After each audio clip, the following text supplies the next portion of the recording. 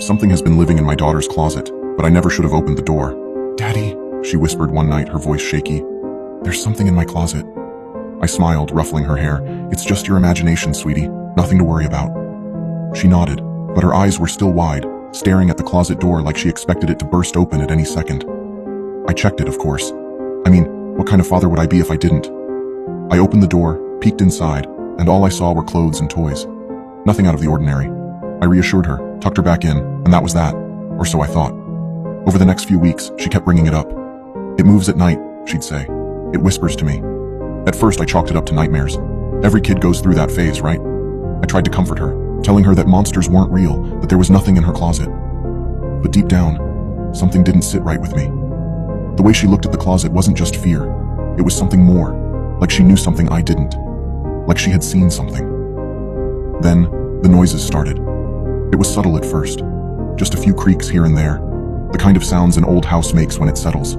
But soon, it became more than that. Scratching, shuffling, coming from inside the closet. I'd hear it late at night, when the house was quiet, when everyone was asleep. I told myself it was just the house. Or maybe a raccoon or some other animal had found its way into the walls. But deep down, I knew better. I could feel it in my gut. Something wasn't right. One night, the sound was louder than ever. A heavy thump followed by the unmistakable sound of something dragging across the floor.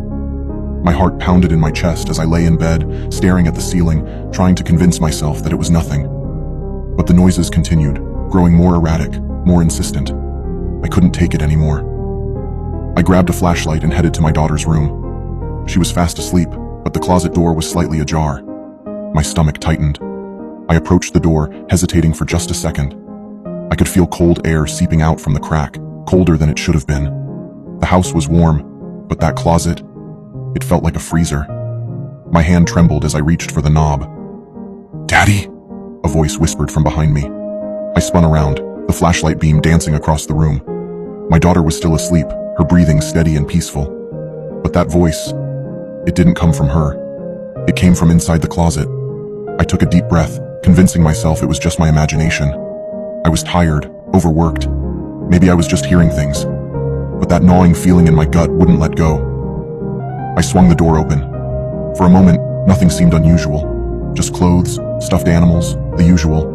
But then, the light from my flashlight flickered. I stepped closer, shining the beam into the back of the closet. That's when I saw it. At first, I thought it was just a shadow, but as I moved the light, it didn't shift. It stayed still. The shape was wrong, too tall, too thin, with long, spindly limbs that bent in unnatural ways. Its skin was pale, almost translucent, and its eyes, God, its eyes were black, sunken pits that seemed to stretch deep into its skull.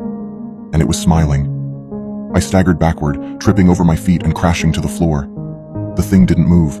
It just stood there, its bony fingers curled around the edges of the closet, watching me.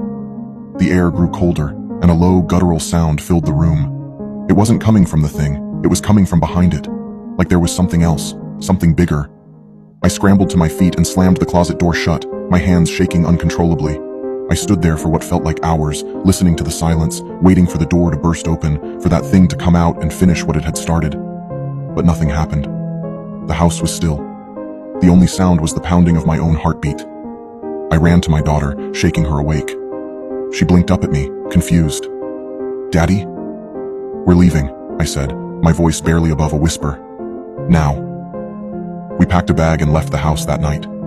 I didn't explain why. I didn't want to scare her any more than she already was. But she didn't ask. She just nodded, like she understood, like she knew. We stayed at a motel for a few nights. I kept telling myself I'd go back, that I'd call an exterminator or maybe a priest, but every time I thought about that thing standing in the closet, I felt sick. Then, a few days later, I got a call from the landlord. He sounded confused, almost irritated. "You're going to have to come back eventually," he said. "We've had complaints." "Complaints?" I asked, my throat dry. "Yeah, the neighbors. They said they've been hearing noises coming from your house, late at night. It sounds like someone dragging something across the floor." I hung up the phone and stared at my daughter. "I told you," she said without looking up. "It lives there.